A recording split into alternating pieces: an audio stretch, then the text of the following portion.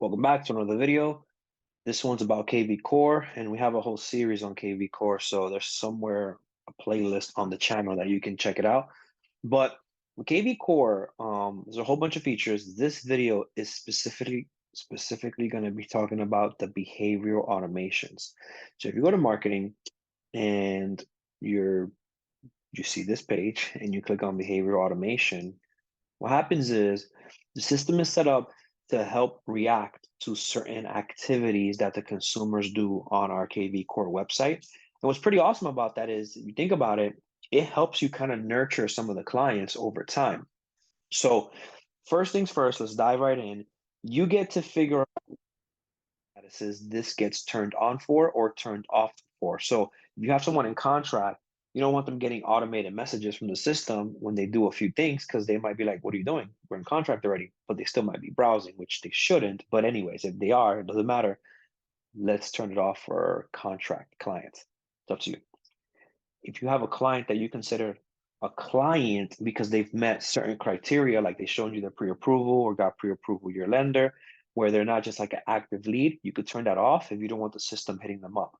But you get to toggle on or off which statuses activate these kind of behavioral plans. But at the bottom of this, these are the actual triggers that will turn on the text or email or prompt the system to send it. And I'll show you in a moment what those messages look like. So if the lead revisits your website after 14 days of not being on your website, it's assumed that they might be motivated again to pick up the search. So they're going to get a text message and or an email right away. If they visit your site 5 times in the last week, text message and email.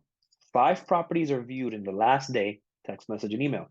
So you see, we're getting warmer now on intent. So they're getting more messages now because they're doing things that seem to be, you know, like I said, more intent. So view 10 properties in the last week, text message and email. Viewed the same property 3 times or more, and if they favorite a property.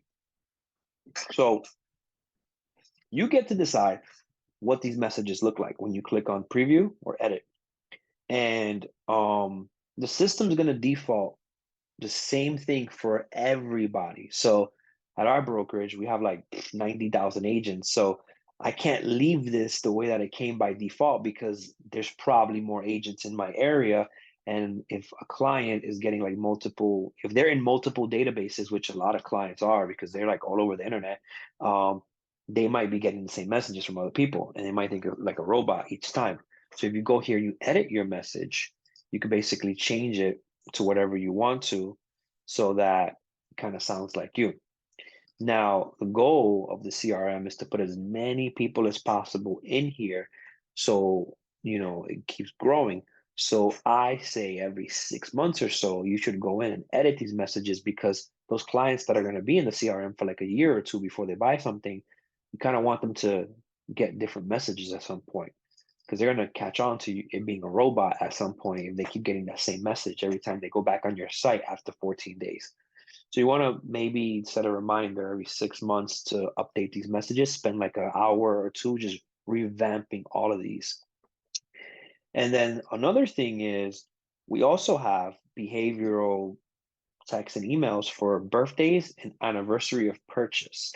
So when it's their birthday, they'll get an email and a text. And when they complete an anniversary, like a year passes by from when they bought their house, they'll get an email or a text as well. So when you go back to marketing, behavioral automation. So that pretty much wraps this up. This is the behavioral automation and where to find it and how to edit these messages by clicking on edit.